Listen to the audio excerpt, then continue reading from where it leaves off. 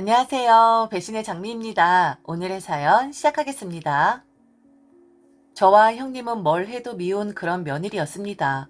시부모의 적이었고 당신들 아들 빼앗아간 세상에서 가장 파렴치한인 그런 존재였었죠.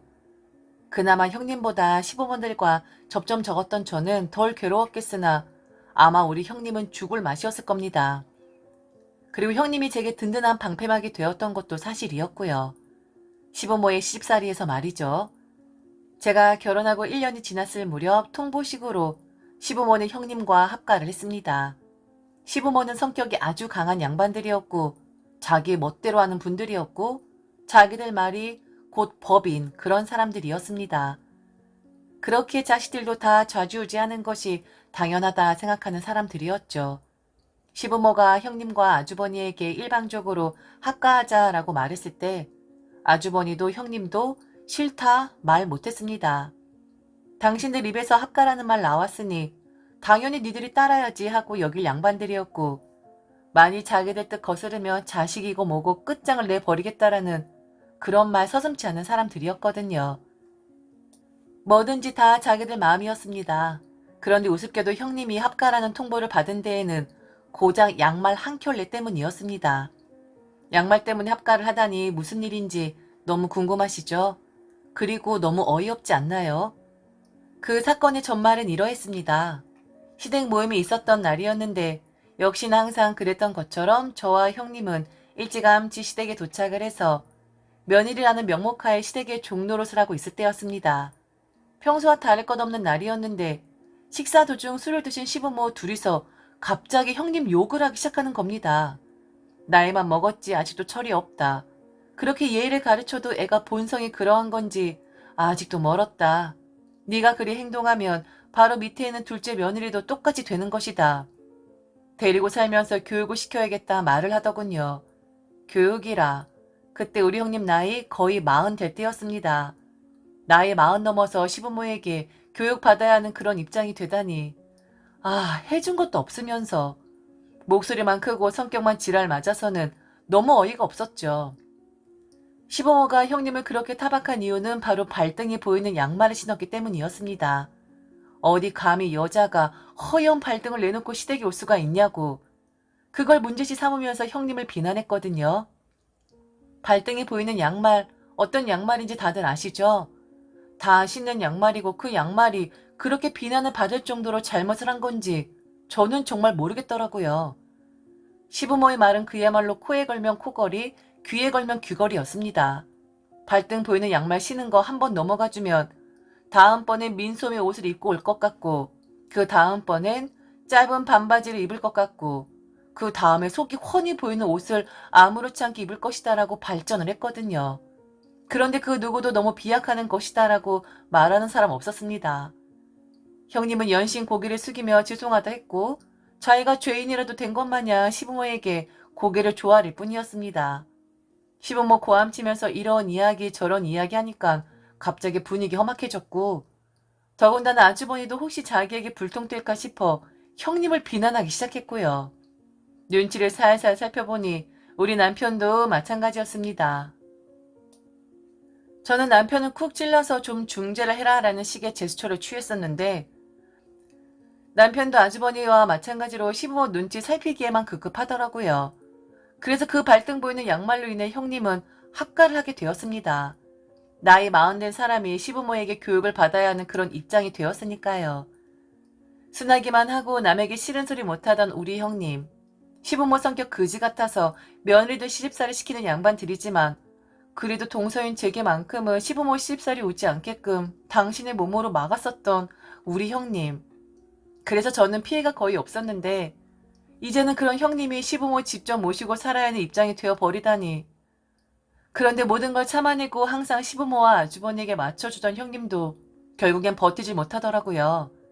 합가한 지 2년 만에 형님이 이혼을 선언하고 집을 뛰쳐나갔거든요.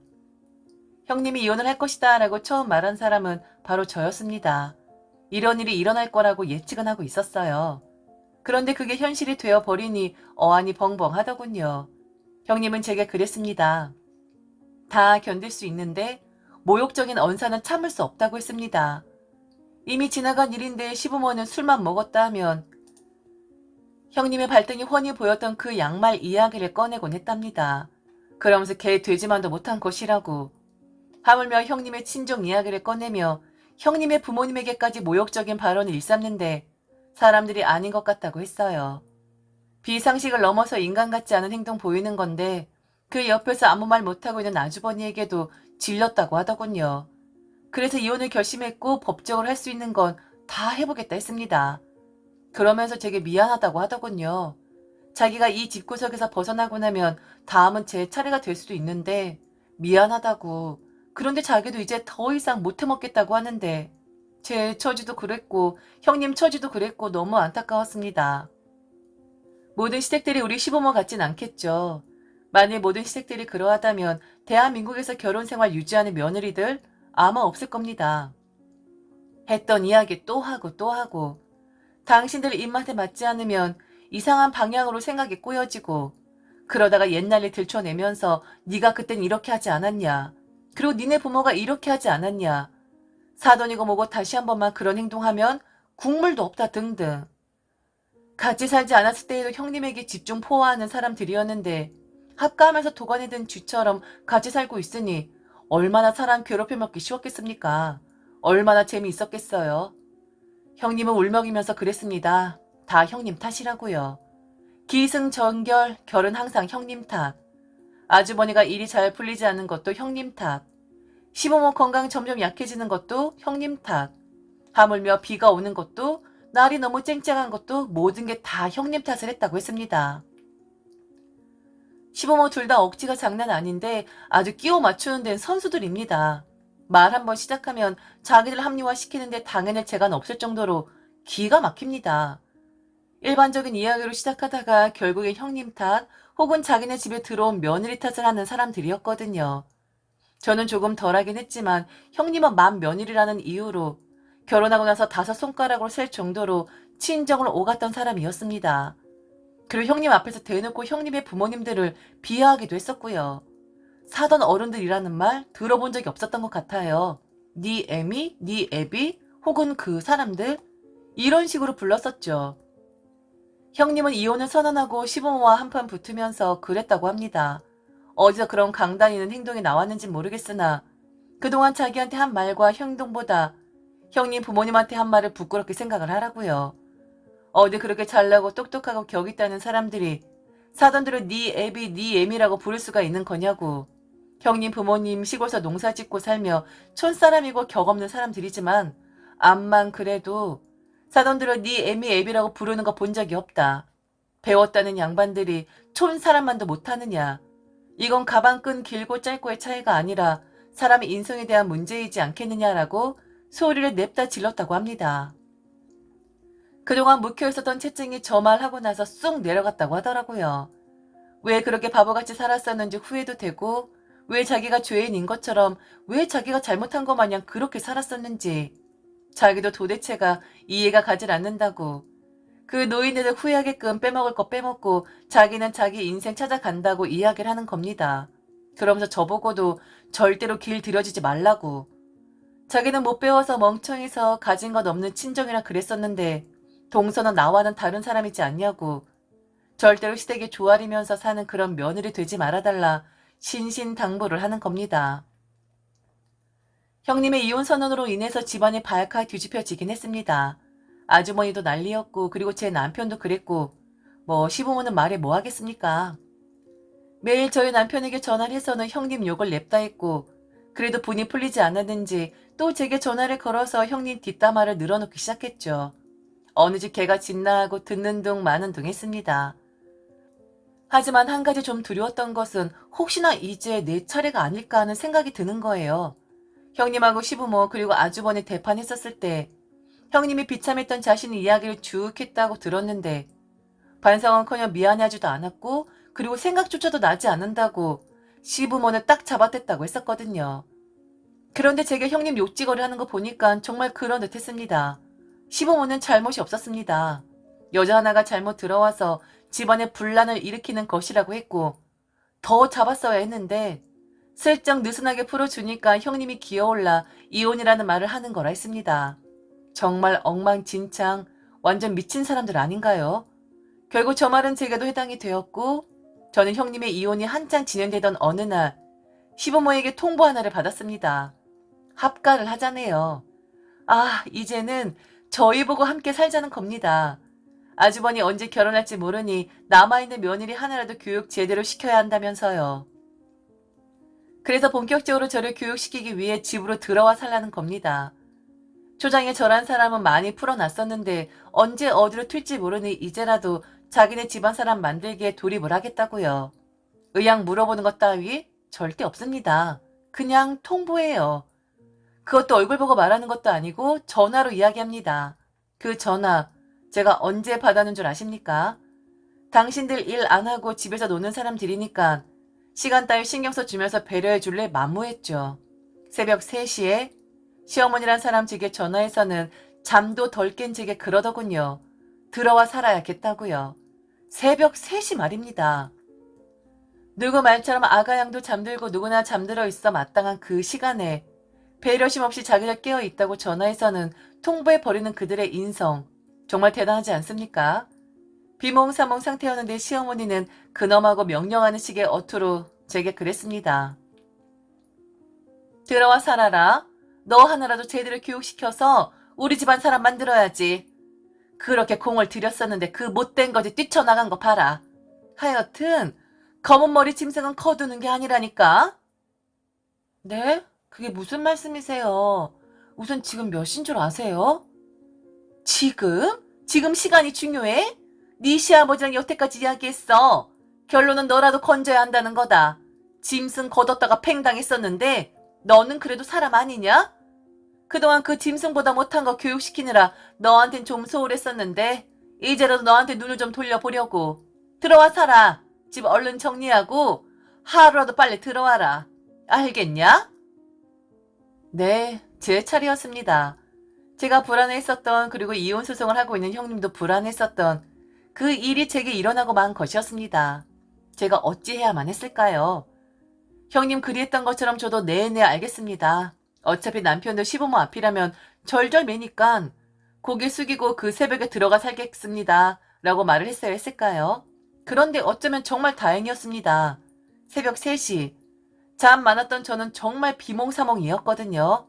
그래서 다들 그렇게 무서워하는 시어머니라는 생각을 미처 못한 것 같습니다. 아니면 형님이 하도 제게 신신당부했었으니까 제가 인지하려 하지 않아도 방어 기제를 쌓아놓고 있었을지도 모르고요. 저는 단박에 싫다고 했습니다. 그 누구도 감히 시부모에게 싫다 말한 적 없었을 텐데 돌쇠 며느리가 싫다고 말을 한 대단한 사건이 벌어지고 만 것이었죠. 사실 저는 무서울 게 별로 없었습니다.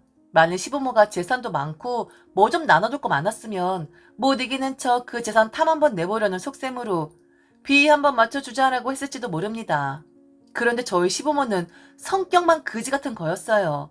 가진 거 없고 그리고 형님네 부모님 그렇게 비난하고 우습게 보고 배운 거 없다라고 말을 했었는데 시부모도 도끼인 객긴이었습니다. 둘 다 배움이 긴 것도 아닌데 신문 쪽을 좀 들여다보면서 아는 체 하는 그런 부류의 사람들이었거든요. 남편은 자기 부모니까 그동안 그렇게 살아왔으니까 무섭다겠지만 저는 무서운 것보다는 며느리니까 그리고 형님이 그리 하시니까 따랐을 뿐이었습니다. 그래서 싫다고 제 의견 확실하게 밝혔습니다. 어차피 좋다 싫다 해도 며느리란 사람 자체를 곱게 보지 않은 양반들이었는데 저까지 형님 꼴 날 순 없었으니까요. 제가 싫다고 하자 당연히 시어머니 화들짝 놀랐겠죠. 잠이 덜 깬 거냐고 얼른 잠을 깨라고 말을 했는데 짜증이 확 솟구치더라고요. 그래서 잠 깰 생각 없고 난 합가 싫다. 그리고 지금이 몇 시냐. 잠을 자야겠으니 다음에 이야기를 하자. 라고 전화를 끊어버렸어요. 화딱지 났겠죠. 1시간 뒤쯤인가? 고약한 심보 가진 노인네들 같으니라고. 저희 집에 찾아온 거였습니다. 자기들도 황당하다 이거죠. 시아버지 저희 집 거실에서 담배를 피우면서 거들먹거리고 시어머니 아까 네가 뭐라 했느냐 하면서 제게 협박을 하는데 이게 어른들인가 싶었어요. 그런 모습을 보면서도 남편은 끙끙대기만 하는 겁니다. 자기 엄마 아빠 무서워서요. 뭐 자식을 잡고만 살았나? 남편도 한심해 보이고 저렇게 자기들 화난다고 쫓아온 시부모도 한심하고 지금 이게 뭐하는 짓인가 싶었습니다. 시어머니는 계속해서 제게 아까 뭐라고 했냐고 다시 한번 말해보라고 하면서 제게 도끼 눈을 뜨기 시작했고, 시아버지는 기침을 하면서 연신 담배만 피워댔습니다. 미리 죄송합니다. 저는 그때 시부모가 또라이들처럼 보였어요. 제가 너무 심한가요? 그런데 저는 그렇게 보였습니다. 그래서 그냥 생각나는 대로 하고 싶은 대로 저도 짓거렸습니다. 원래 또라이들한텐 또라이로 응대하는 거 아니겠어요? 싫다고요. 왜 제가 들어가 살아요? 제가 왜 그래야 하는 건데요? 뭐라고? 왜 들어와 살다니? 지금 우리 말을 거역하겠다는 거야? 아, 거역? 왜요? 그럼 안 되는 거예요? 어머니, 아버님이 뭐 그렇게 대단한 분들이세요? 감이라는 말을 하게? 그러다 시부모 얼굴 벌개지더니 다짜고짜 시어머니 제게 욕을 하기 시작하는 겁니다. 형님이 저란 사람을 다 버린 것 같다고요. 2년 전년 하면서 혹시 그것이 시켰냐고, 우리 열받게 해서 확 고꾸라지게끔 만들려고 작정한 거냐고, 그 검은 머리 짐승이 무슨 계략질을 한 거냐고 고래고래 소리를 지르는 거예요. 목에 핏대 잔뜩 써서 곧 터져 나갈 듯이요. 그만 소리 좀 질러줄래요? 민원 들어와요. 그리고 큰 며느리한테 이혼소송 당하더니 둘째 며느리한테도 이혼소송 당하고 싶은가 보죠? 어머니하고 아버님은 며느리들을 검은 머리 짐승이라고 생각했나요? 거두어줬다고요? 저도 그렇고 형님도 그렇고 행복한 결혼생활 하려고 이 집안의 며느리가 된 거지, 이 집안에 거둬달라고 한 적 없습니다. 무슨 말도 안 되는 말을 그리 하나요? 제 말에 더 펄쩍 뛰면서 저한테 안 되겠다고 하는 겁니다. 저보고 분탕질 하려는 것 같다고, 그 검은 머리 짐승, 즉 형님을 가리키면서 저와 짜고 치는 거라고 남편에게 당신의 편은 들라고 눈을 치켜 뜨더군요. 등신 바보 천지 같은 남편은 시부모 눈치 보면서 제게 좀 그만하라는 신용하고, 그때 저도 알겠더군요. 아, 내 차례였구나. 이 양반들이 첫째 며느리 보내는 것에 만족하지 않고 둘째 며느리까지 보내려고 작정을 한 거였었구나 라고 말입니다. 저는 나이 드신 분들이라면 그동안 그들이 어떻게 살아왔는지 돌아보는 것보단 앞으로 남은 삶을 어찌 살고 어떤 모습으로 나의 마지막 모습을 남겨줄 것인가에 대해서 심각하게 고민을 하고 성찰을 해야 한다고 생각을 합니다. 이건 형님도 마찬가지였을 거예요. 그래서 합가 이야기했을 때에도 고약한 시부모였지만 연세 드시면 나아지겠지라는 기대감이 있었을 겁니다. 그래서 합가도 했었을 거고요. 그런데 한번 또라이는 영원한 또라이들, 한번 이기적인 사람들은 영원히 이기적인 사람들, 바로 저희 시부모가 그런 사람들이었죠. 저를 저주하려고 드는 남편이 하도 한심해서 저는 그 앞에서 혀를 찼습니다. 그리고 큰 소리로 시부모도 듣게끔, 너는 네 엄마 아빠가 지금 정상이라고 생각을 하는 거냐고, 어떻게 너를 교육시켰는지 모르겠지만 나까지 가스라이팅 당하고 싶지 않다고 그냥 오늘부로 쫑을 내자 했습니다. 그리고 얼른 니네 엄마 아빠 데리고 이 집에서 나가라고 했어요. 네, 앞서 말했지만 뭣도 없는 시부모였기에 결혼할 때 해준 거 하나도 없는 사람들이었습니다. 우리 신혼집, 저희 친정 부모님이 해주신 거였어요. 저는 친정이라는 뒷배경이 그나마 있으니 그동안 제게 형님한테 하는 것처럼 심하게 못했던 거였습니다. 건드리지 않으면 그냥 물 흘러가듯 갔을 사람인데. 결국 물의 방향을 확 틀어버린 건 시부모와 남편이었습니다. 저는 결국 형님과 마찬가지로 이혼 소송을 할 수밖에 없었습니다. 집은 제가 결혼하기 전 미리 받았던 거라 재산 분할에 속하지 않는다 했고요. 다만 제게 조금 더 유리하게 돌아가고 있었는데 바로 시부모에게 유책 사유가 있다는 점이었습니다. 며느리가 원하지 않는데 합가를 일방적으로 하자라고 통보를 하는 것 자체가 시집살이에 속하며, 그 합가를 해야 한다는 말을 듣고서 며느리 당사자가 심리적으로 압박을 받았다면 이혼 사유에 해당할 수 있다고 합니다. 그리고 한 가지 더, 형님의 이혼 사유도 제게 유리하게 한몫하는 점이 되었습니다. 직접적으로 당한 건 아니지만 앞으로 예측을 해보았을 때 제가 시집살이에 당할 수 있는 확률이 매우 아주 지대하게 높기 때문에 그 부분 또한 제게 정신적으로 압박을 가했을 거라고, 그러므로 이혼을 하는 데 있어서 시부모의 영향은 크지 않다라고 말할 수 없다라는 것이 제 변호사의 주장이었습니다. 결국 저는 이혼을 했고 시부모에게 위자료를 청구해서 받을 수 있었습니다. 남편은 이혼을 하는 중에도 지 엄마 아빠 눈치 보느라 정신이 없는 듯 했습니다. 어떻게 살았으면, 그리고 어떻게 자식을 종용했으면 다 큰 자식이 자기 이혼 앞에서도 부모 눈치를 살필 수가 있는 걸까요? 그리고 우리 형님, 그분은 완전 대박이 터졌죠. 아주머니 유책사유 다 인정되었고 시부모도 당연했고 재산 분할에 양쪽에 다 위자료 청구해서 이겼고, 나락에 떨어질 뻔한 인생에서 빛으로 찬란한 인생으로 들어가게 되는 순간이었습니다. 넉넉하지 못했던 시부모 2명의 며느리에게 위자료 주느라 고생 꽤나 했을 거고요. 바로 그 뒤에 몇 평 되지도 않은 땅을 팔아서 돈 마련했다고 하는데 돈 몇천도 없는 인간들이 왜 그렇게 거들먹거렸는지 모르겠습니다. 결국 그 사람들은 아들 둘을 다 이혼시킨 주범들이었고 자기들 욕심 챙기고 자기들 성격만 부리다가 결국 아들들 인생 나락으로 떨어뜨린 사람들이 되었습니다. 그런데 궁금합니다. 과연 그들은 자기들 반성을 하고 있을까요? 절대 아니겠죠. 아마 지금도 검은 머리 짐승 둘이라고 칭하며 저와 형님 욕을 디립다고 있을 겁니다. 그래봤자 다 털려버린 주제에 입만 살아서 말이죠. 지금까지 들어주셔서 진심으로 감사합니다. 이상 배신의 장미였습니다.